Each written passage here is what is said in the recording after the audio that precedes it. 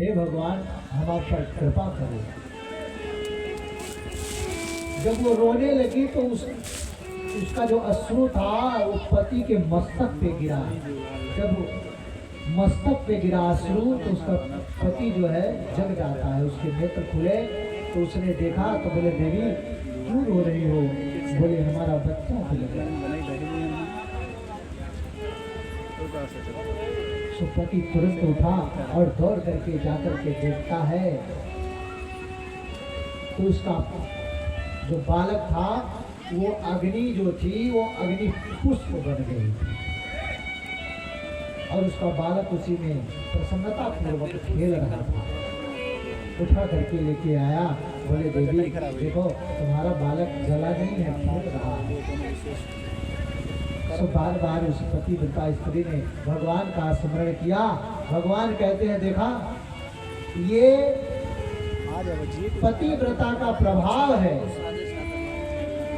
उसकी ऐसी शक्ति है कि उसने अपनी पति की सेवा नहीं छोड़ी, जिस कारण से भगवान प्रसन्न हो गए। देखो उसका बालक भी नहीं जला। जो स्त्री अपने पति की सेवा करती है उस पर भगवान की विशेष कृपा बनती है। अब गोपियों से रहा नहीं रहा, क्योंकि भगवान की ये चाहते हैं कि गोपियां कुछ बोले, लेकिन अब गोपियों से रहा नहीं गया।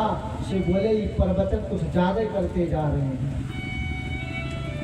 हम इनके प्रेम में इनके पास दौड़ करके आए हैं, तो ये कुछ ज्यादा बोल रहे हैं। तो अब गोपियों ने बोला कन्हैया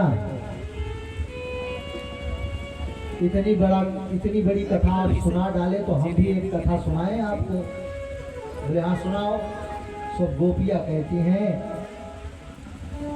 कि कन्हैया सुनो, एक स्त्री युवती स्त्री थी, उसका विवाह हुआ, वो अपने ससुराल आई।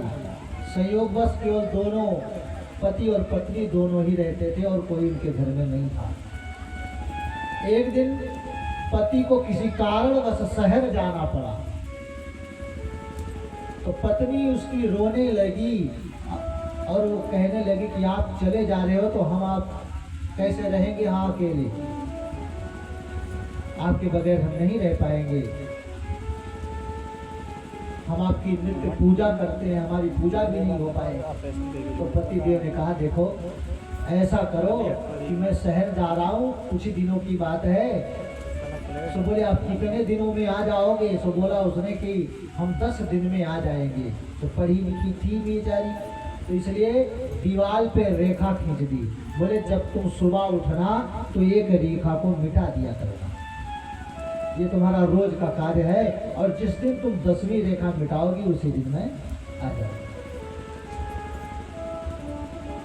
अब वह पत्नी उसकी जो थी वो सुबह जब उठती, उसका पति चला गया शहर। अब उसका नियम यही था कि जब सुबह उठे तो एक रेखा को मिटावे और उसको एक अपना जो है प्रतिबिंब अर्थात फोटो तस्वीर है उसको दे के चला गया। बोले तुम इसकी पूजा करना जब तक मैं नहीं आऊँगा। अब वो उसके तस्वीर को लेकर के सुबह उठती तो एक रेखा मिटाती और उसी को बैठ करके पूजन किया करती।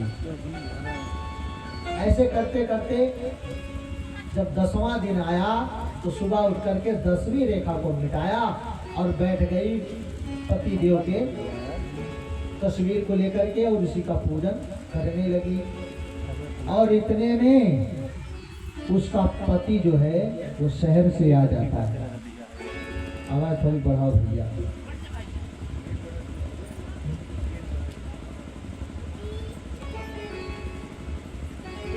तो